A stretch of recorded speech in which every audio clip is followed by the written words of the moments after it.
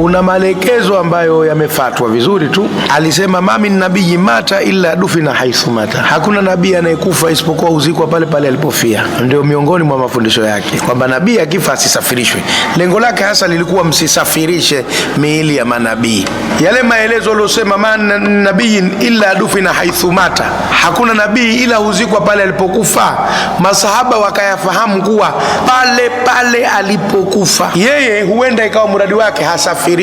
Anatahadharisha, msije mkausafirisha mwili wangu kuupeleka Maka nilikozaliwa, acheni nizikwe Madina. Sasa ufahamu wa masahaba walio wengi wakaamini kwa manake pale pale, kwa maana ya ardhi, sehemu alipofia penye kitanda hicho hicho, kwa sababu ukirudi huko nyuma hakuna nabii aliyekufa ila kazikwa alipofia si ndani ya nyumba.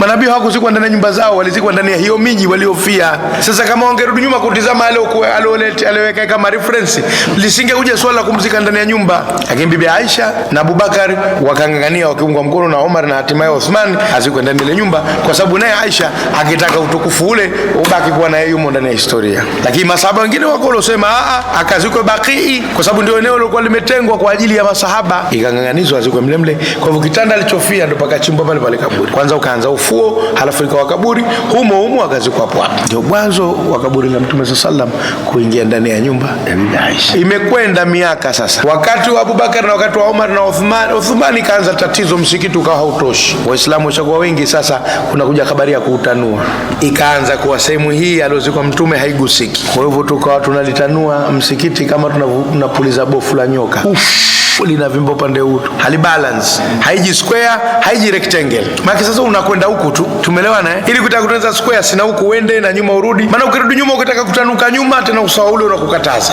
Sasa hali ikaenda hivyo.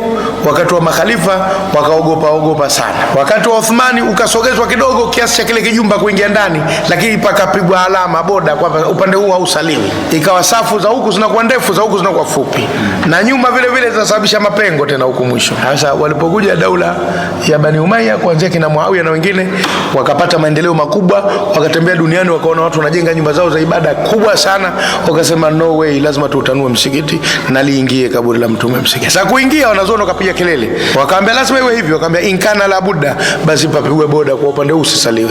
Kwa hivyo pana pengo katika eneo hilo, mpaka leo pengo hilo lipo, hapa saliwi. Lakini sasa wakaja tena wanazooni baada ya kusema kwa distance ipi hatuwezi kusema isisaliwe kutoka kwenye kaburi mpaka mwisho, huo msikiti utakuwa pengo tu kuwazi, tukubaliane. Kwa hivyo wakafika mahala wakajenga hatua kiasi hichi, kutoka hapo penye mlango mpaka mwisho kule kwenye kiambaza, hapo swali. Baada ya hapo hata ukielekea unaswali. Wakaipusha kama safu 10 hivi. Ndio hali ya leo, kiingia utazikuta safu za mbele hapa pengo, alafu zimekwenda hivi kiasi 10 hivi, alafu unakuja nyuma tena zinaunga sawa sawa tu. Hana mtu nafasi ya kusema mwenyewe kakataza halafu mwenyewe karuhusu. Hakuruhusu. Hiyo ndio hikaya ya kaburi la Mtume kuingia msikitini.